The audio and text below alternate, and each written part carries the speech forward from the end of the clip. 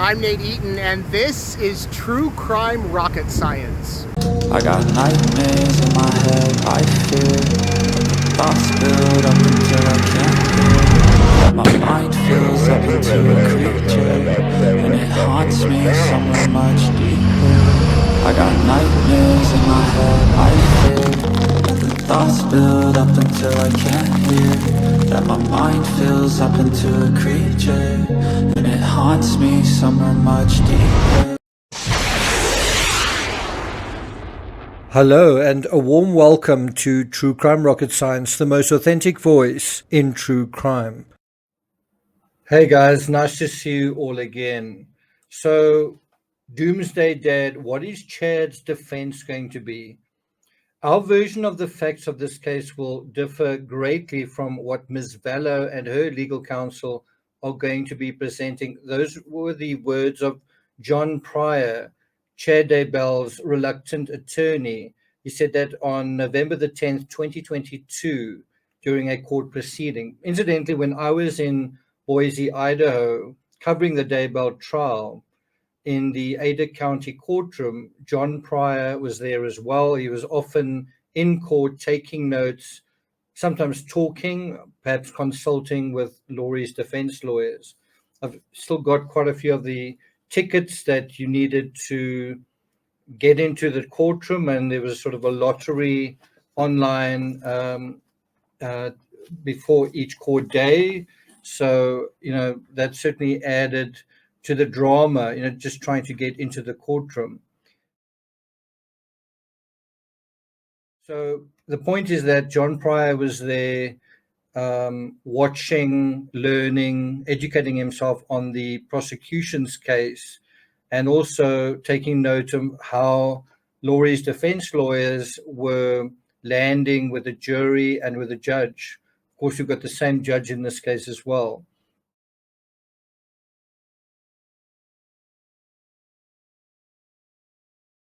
Now, just as we saw in the trial of the Rust Armorer, the prosecutors played many of their cards during the prosecution of Laurie Vallow. This has provided Chad Daybell with an opportunity to prepare a proper defense. And as far as I know, he sold his property in Salem, which is on the outskirts of Rexburg. I've actually been there as well. Not really a fantastic area. Certainly the property is very kind of ordinary. I think he got about $200,000 for it, and that is what he used to pay for his, to pay for John Pryor to represent him. And so John Pryor certainly has gotten a opportunity to see what the prosecution's case could be or would be. But unfortunately for him, the Vallow trial lacked a defense and cross-examination. So essentially, we'll probably get to see a defense case in this case for the first time now that Chad is in court and on trial. But what is it going to be? What is his defense going to be? Any ideas? Well, let's consider a few. Chad's defense. If the past is any indication, and if Chad's raccoon text is anything to go by, Chad is going to take what is known and what is widely known and twist it and spin it, what we know into something different. Bear in mind, that is what Chad does. You can see in the image behind me that, he's someone that's written quite a few books, essentially fiction books, but based loosely on Mormon theology. So why wouldn't he do something similar here? Base his case loosely on what we know, but then take it a little bit further.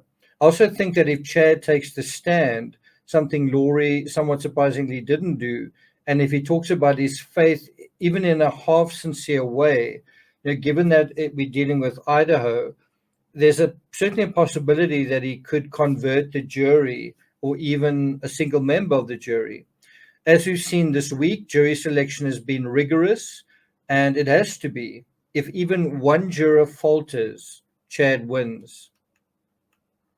Now, I've suggested that Chad may twist what we know slightly, but what does that actually mean? How could he do that specifically? Well, number one, he could have as a defense the strategy of saying, I was tempted by the devil. Chad could say that he was doing God's work, that he was sincerely kind of, trying to listen to what was being communicated to him until he became attacked by the devil in the form of Laurie Vallow. Judge Boyce described Laurie in almost those terms when he said, quote, "You removed your children from their home in Arizona, you alienated them from friends and family, and you brought them here to murder them, to Idaho. You had so many other options. You chose the most evil and destructive plan possible." Those were Judge Stephen Boyce's words during the sentencing hearing. He also said, "I don't think to this day that you have any remorse for the effort and heartache you caused." The effort, I guess, being the efforts to find the children, the efforts to investigate this case. So if Chad can show remorse, if he can show contrition, if he can basically make the case that he was sincerely following God's word, but then made a mistake, perhaps he was influenced by Laurie, that might be enough to sway a weak-minded juror. Number two, it's all on Alex Cox. From what I remember of the trial, although Tammy came up and Laurie was charged and convicted with conspiring to kill Chad's wife, Alex was supposed to execute but was unable to. In other words, Alex was supposed to actually kill Tammy. And I think he was seen close to the Daybell property. And I think Tammy even mentioned seeing someone strange. Not too sure about that part, but had Alex killed Tammy, had Laurie's brother killed Tammy, the claim could then be made with confidence that Alex had kind of gone off the range, off the, what's that saying, kind of gone AWOL, gone off track and committed all the murders himself, and that he could, with some justification, be made the scapegoat. We do know that Alex killed Charles, Laurie's fourth husband, but the husband prior to Chad, and Alex may well have killed one or both of the children, Tylee and or JJ, but it's almost certain Alex didn't kill Tammy. And as soon as you have that, then you kind of have a problem for Chad, because if Alex didn't kill somebody, I don't think Laurie killed anybody, but that probably means it had to have been Chad. And it seems that Tammy was murdered in a very Chad-like way by secretly poisoning her. Number three, Laurie and Alex. Chad also had the option of playing himself as a secretly unwilling silent partner, someone who was doing whatever he was doing under duress, that he feared Alex and Laurie, it was both of them kind of dragging him, kicking and screaming into their scheme, and that they were a kind of mafia that were controlling all that he said and did, and that, as I say, he was under a kind of duress. Or Chad may throw a combination of these scenarios at the jury and hope that some of it sticks. Unfortunately for Chad, many aspects of the prosecution's case are, I would say, stickier. Now, according to Fox News, Chad has written several apocalyptic novels based loosely on Mormon theology. Both were involved in a group that promotes preparedness for the biblical end time. So, Chad, it is in his bones, it is in his DNA, it is in his makeup to influence other people. He's done it with his books. And so the difficulty that Chad's going to have in terms of his defense are these 4 or 5 pillars. Number one, he's the author.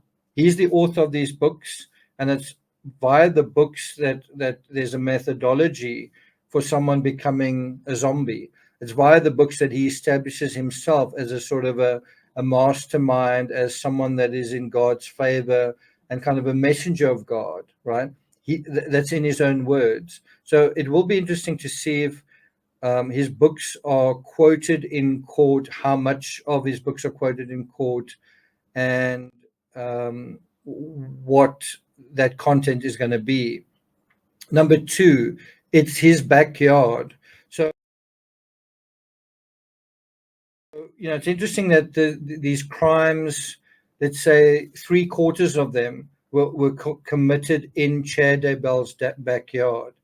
And when I say that, I mean broadly in the sort of Rexburg area, but also specifically in Chad's backyard, meaning in his actual backyard where there's a pet cemetery. And I mean, you can see in the image behind me that Chad used to be a sexton, a grave digger, and so then he literally takes the grave digging of his past, and becomes a grave digger, it looks like, in terms of this trial. That's certainly what the prosecution are going to be pushing, that narrative. How hard is it to imagine that if he was a grave digger, in his other life, that he didn't bring that experience into this case? I mean, he literally has a cemetery in his backyard.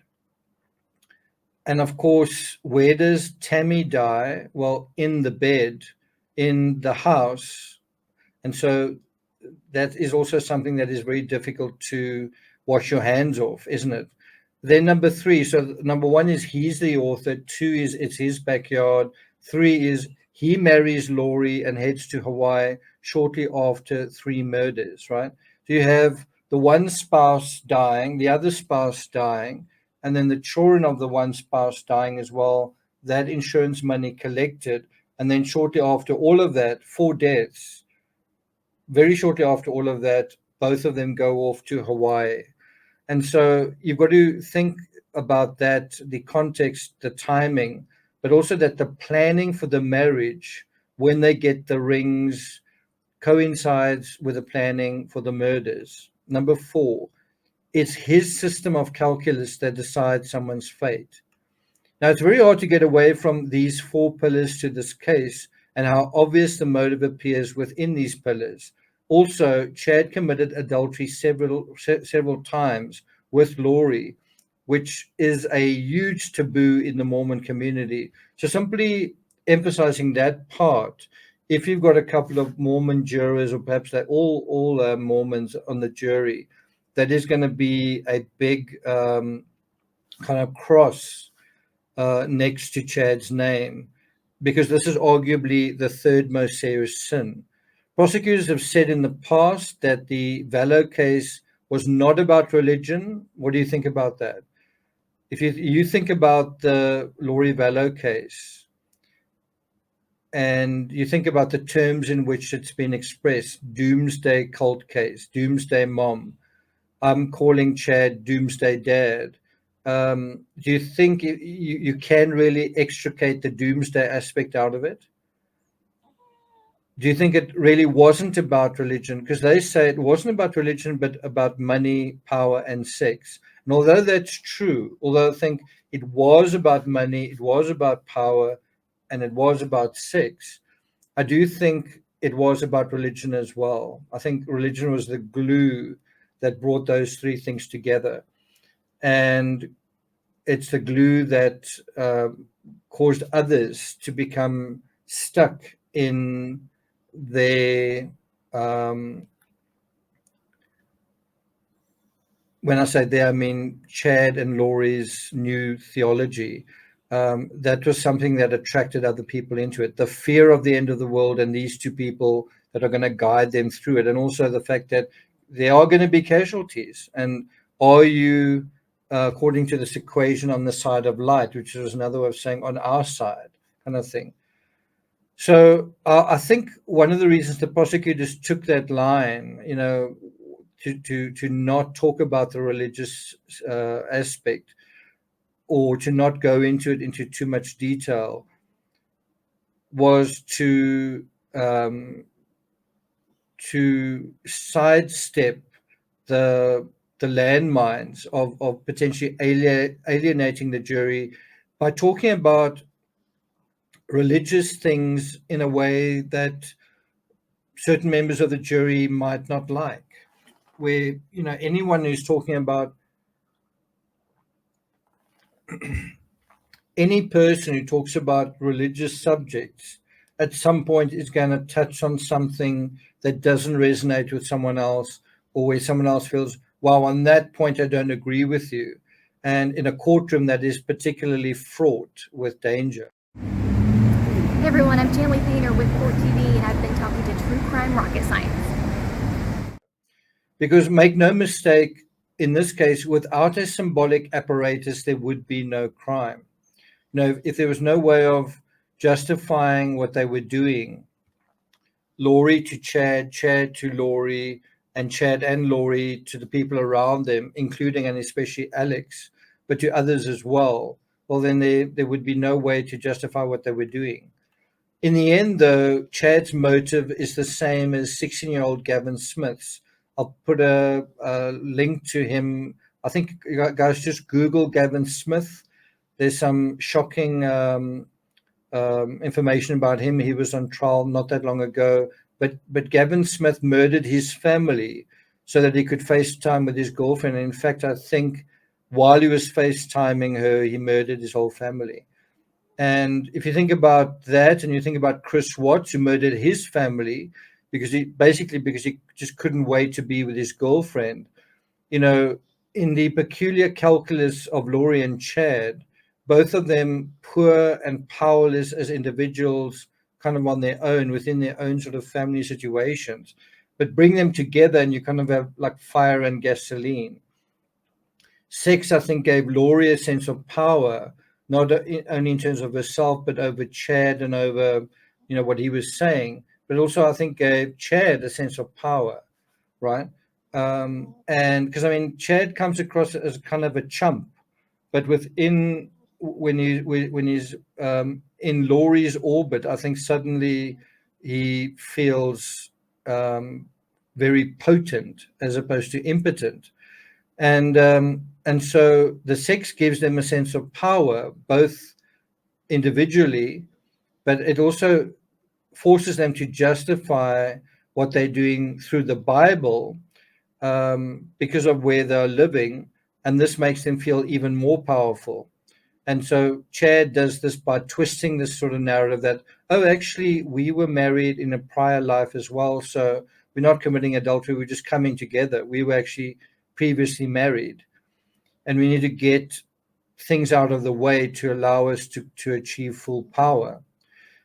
But that's the one side of the story. For the sex show to continue to run, for example, to Hawaii, to take this whole thing to Hawaii, they're going to need money. And they got money by seeing the people around them as insurance money. So you see, it ends up being a very secular approach at the end of the day, wanting to commit adultery, wanting to go on an expensive honeymoon, but how do you finance that? And so you also then dress all of this up, these selfish desires, these fancy fairy tales. You dress it up instead of as tawdry details to the world. I'm committing adultery and this is what I want to do. Instead, you dress it up as some glittering, towering veneer, a veneer about the end of the world, a veneer about we are God's messengers, a veneer about we are above your law. And you really got a sense of that Laurie felt that she was above the law of man. And she even tried that in court, didn't quite work. And so that veneer, the system amounts to little more than a kind of customized, self-serving theology. It's a tower built to serve one purpose, oneself. I'm not going to take it further than that, but I will be dealing with the affidavit. I'll be doing a walkthrough of the affidavit either Saturday or Sunday. So look out for that. Thank you for listening, and I'll see you guys next time. Ciao. I'm Angela Kerndl, and this is True Crime Rocket Science.